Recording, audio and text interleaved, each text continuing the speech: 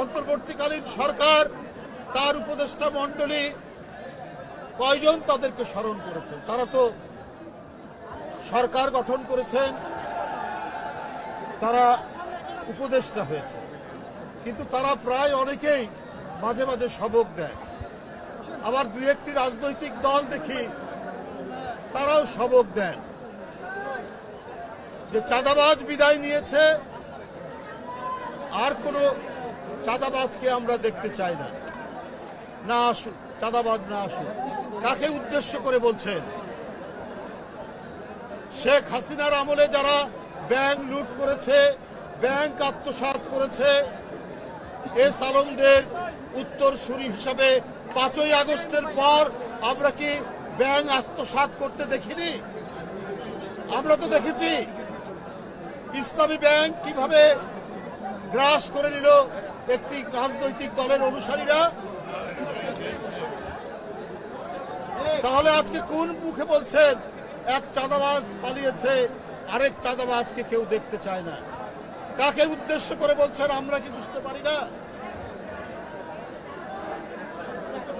আমরা তো প্রথমেই দেখলাম 5ই আগস্টের পরের দিনই কি করে ইসলামী ব্যাংকগুলো আপনারা দখল করেছেন।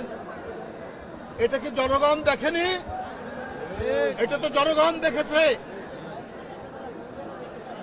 আর আজকে বড় বড় কথা বলেন, কলঙ্ক করার চেষ্টা করেন বিএনপির নামে। পাড়া মহল্লায়, জেলায় জেলায় অনেক টার্মিনাল দখল সহ, অনেক সিএনজি স্ট্যান্ড দখল সহ, অনেক টেন্ডার ভাগাভাগির মধ্যে আপনাদের লোকরা কি জড়িত নেই?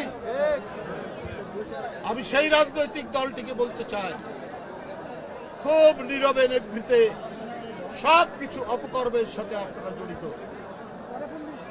শেখ হাসিনার ব্যাংক আত্মসাতের পর, 5ই আগস্টের পর আপনাদের আত্মসাৎ তো জনগণ দেখেছে।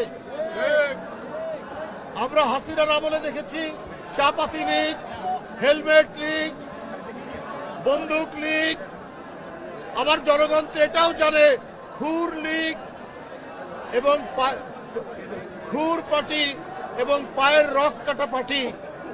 এরা কারা? এদেরকে জনগণ জানে না? কারা পায়ের রক কাটে তাদেরকে তো জনগণ ঠিকই জানে, চেনে।